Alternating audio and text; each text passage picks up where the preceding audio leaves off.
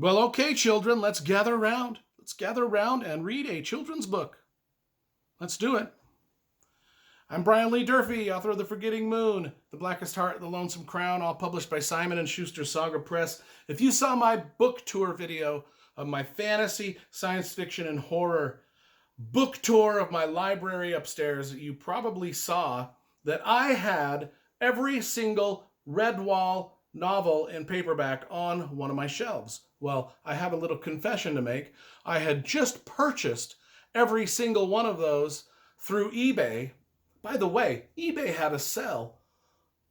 Some bookseller out there was selling every single Redwall book for like $50 for the whole collection. So that's why I bought that, and I just put those on the shelf for the book tour because they just come in a day before. I have not read these. I'll be honest. I have not read any Redwall books, yet I spent about $54 on the entire series, sight unseen, just to see what it was about. So I decided to read the first one. So when I do my December book haul video, which is coming up in a couple weeks, all the Redwall books will be in that December book haul. Because I did buy them just recently. What did I think of Redwall book number 1? Well, gosh, let's talk about. I was majorly confused by everything that was going on. And the book is written for children, and I was baffled by it from the get-go. I was confused, and we'll get into that. We'll get into some of my confusion, but let's talk about the cover, because we always talk about the covers and the packaging and the illustration and the graphic design. That's always part of my reviews. One of the reasons I wanted to buy this entire set, and I think there's 20 books in the set, or 25, I can't remember, but they've all got a similar design, so they all look nice on the shelf. They've all been illustrated by the same illustrator, a guy named Troy Howell. And I thought the illustrations were all very good. I think they're stylized and they fit what's going on in these stories. And so overall, the packaging, just the packaging itself, is really what sold me on the series. I don't really read a lot of young adult stuff, and I especially don't like books with talking animals. That's the part of the Chronicles of Narnia that I hated, was the talking animals. It's one of my pet peeves, is talking animals. So why would I go buy 20 books that has nothing but talking animals? Well, I know they're popular. I liked the cover design. I thought, well, maybe they'll look good in my collection. And I'll be honest, I was very pleasantly surprised with how much I liked this, although there is a big asterisk here. And this is embarrassing to admit. I didn't know what the fuck was going on. After the story, I'm like, okay, they're animals, right? Okay, so we got Matthias. So Redwall is the abbey. Redwall is the abbey that this story takes place in the land of Mossflower. So far, I think I got that down. Then we get Matthias the mouse, who's kind of a monk. He's like a mouse and a monk at the same time in the abbey. So I'm getting that, okay, all the characters are going to be animals, right? Okay, so then this is where the confusion starts. This is where my mind can't wrap itself around what the fuck is going on in these stories. I'm like, Matthias is a mouse and he's in an abbey. So I'm picturing a regular human-sized abbey with a little teeny mouse. Dressed in, like, maybe the abbey is run by humans, but these little animals have their own little kind of stories and lives going on, where they're little monks and knights and fighters and thieves and pirates and whatnot inside the abbey, right? But they're little teeny, like they little teeny guys, like regular sized mice in an enormous human sized abbey. But then some things are said and done, and I'm like, well, maybe the abbey, maybe the animals are human sized. Maybe they're like big. Maybe they're like the size of humans, because they seem to be wandering through this abbey as if it's not this massive building, but it's built to fit them. And so then I'm like, well, but then other things are said where I'm like, no, maybe I'm wrong on that. And then we get the bad guy coming up, whose name is Clooney the Rat. He wears an eye patch. and he's known as Clooney the Scourge, or Clooney the God of War.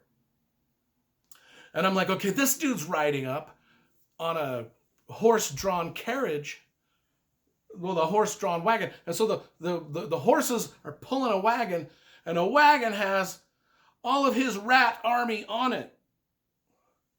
And so I'm like, okay, so there's 500 rat army guys on the back of the wagon. So clearly the wagon is a human-sized wagon,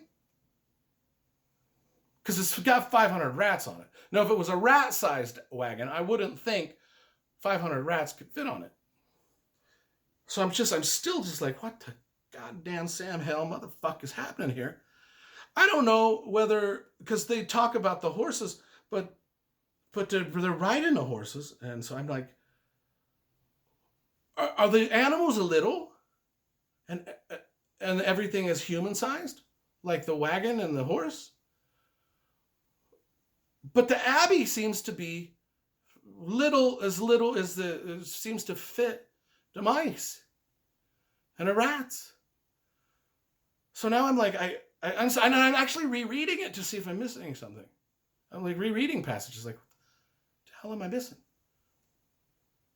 Are they little teeny animals wearing little teeny monk outfits and little teeny pirate outfits?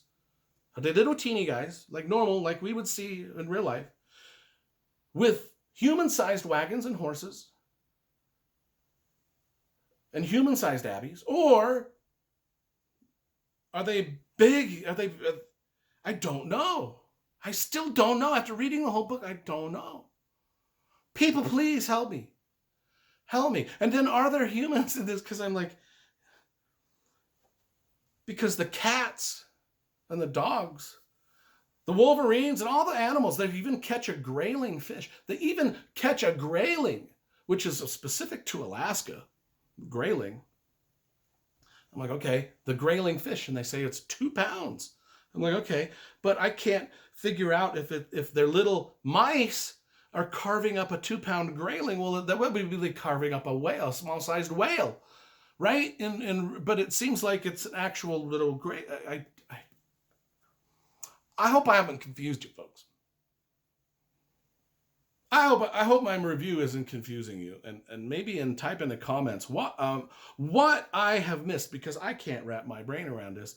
Even though it's a delightful story with a lot of adventure, and I like the characters, and I loved the villains, and I loved Matthias, and I loved, because Matthias is on a quest for the sword of Martin so because Clooney, let's just get to the Clooney the rat on his maybe human-sized wagon full of 500 rat warriors is coming to destroy the abbey, and so Matthias has to find the magical sword of Martin the warrior to defend the abbey, and blah blah blah. And I'm like, okay, so clearly we're just dealing with animals fighting animals, because clearly if there was a wagon full of rats coming up to fight an abbey that was actually manned by humans, the humans would just slaughter the shit out of all of them because they're little. But clearly the humans don't even exist in this world, but yet everything is, half the stuff seems to be built at human size, because the wagon fit 500 rat warriors on it, which I can see a human-sized hay wagon fitting 500 rat warriors. But if there's no humans, then who's building everything so damn big? Why is everything built human-sized? At least half the things seem to be built. And the other half, I don't know. So I'm picturing in myself, are they eating a grayling? Are these mice carving up a grayling fish that's to them the size of a small whale? Or are they carving up a grayling fish that's to them the size of a normal grayling fish, which is no bigger than this book? And I'm like, God, I just couldn't wrap my head around that. What size are things? What's the scale ratio to everything in this fucking story? God, it's for kids. It's a story for kids, and it's popular, and I don't even know what's going on. I'm like, God, lost. I'm so disturbed by my lack of brain power to figure this out, even though I reread passages I still don't know. It's the wagon with the 500 rats on it. It confuses the shit out of me because I'm like, there's no humans in this story. Then who built a fucking wagon? Dude, this whole video is gonna be demonetized for my swearing because this is a young children are gonna want to know what I think about this book, and I have just turned it into a filth-ridden, jagged tongue, correctional officer shit mix of frustration. Of a book that I generally liked. And I can't, I'm just like, what in God's name is going on with the scale? The scale of the buildings and everything in it.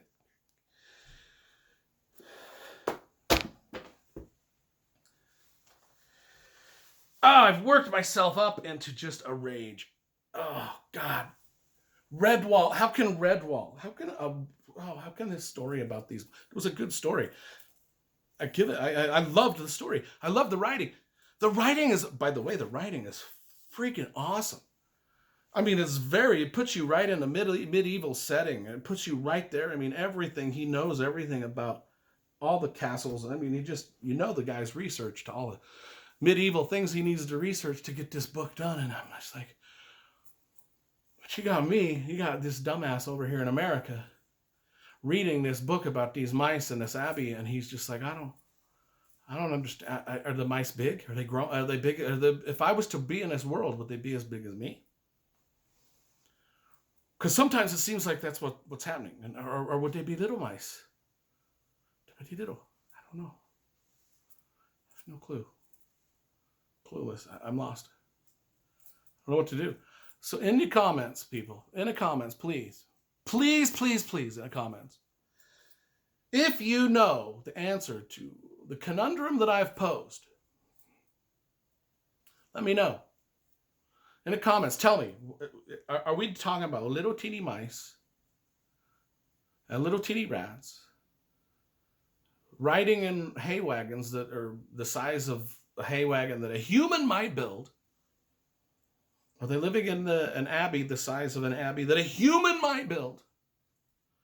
Or are we dealing with rats and mice and raccoons and stuff that are as big as I am? I just don't know what the hell's going on.